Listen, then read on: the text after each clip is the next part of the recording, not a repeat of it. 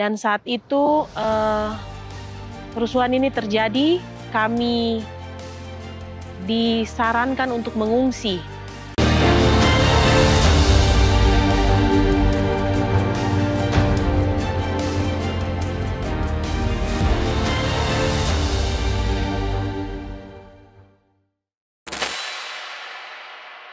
Tahun 1999 terjadi satu hal yang tidak pernah kami duga. Tempat di mana kami tinggal terjadi kerusuhan.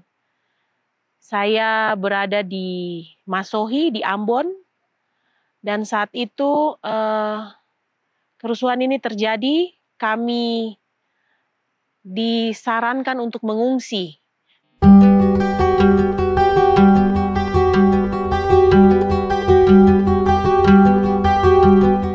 Kami ikut dengan rombongan salah satu daerah masih di Ambon tapi di Samlaki, karena di Samlaki itu sudah dekat dengan Papua. Kebetulan itu masih nama Irian Jaya ya. Akhirnya mama ikut tanpa ada uang di tangan. Kami naik perintis dan itu orang sangat banyak. Banyak sekali di palka yang dibawa di atas. Semua ingin keluar dari tempat itu karena tidak aman. Ceritanya tidurnya cuma satu gaya. Jadi kalau mau balik begini harus berdiri lagi terus balik ke sebelah lagi. Kami tiba di Samlaki dengan keadaan yang selamat dan kita tinggal di sana diperlakukan dengan baik.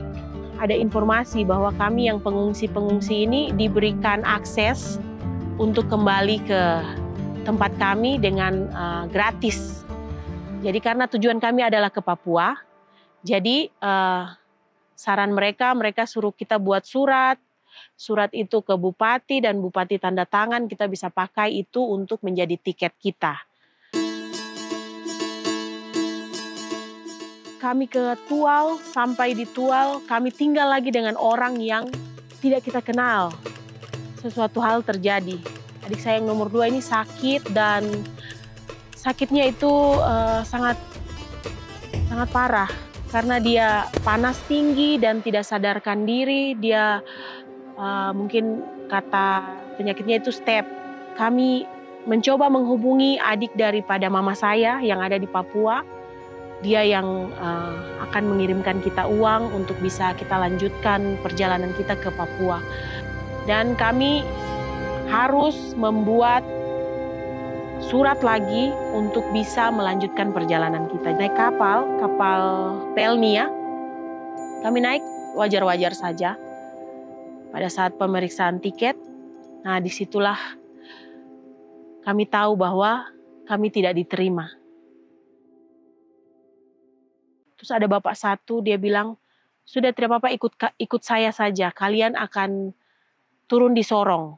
Karena mereka dari pihak kapal itu memaksa kami untuk turun di Fak-Fak. Dia bilang kalau tidak turun di Fak-Fak, ibu punya barang-barang, ibu kita kasih turun paksa. Terus mama saya tuh memohon bilang, Pak ini saya ada jual-jual, saya punya barang-barang ini, mungkin ini bisa bantu kita turun di Sorong karena di Fak-Fak kami tidak punya siapa-siapa. Setibanya kami di Sorong, ada satu hal yang mungkin saya tidak bisa lupakan, di mana saya sempat diperlakukan tidak baik, dilecehkan, dan itu membuat saya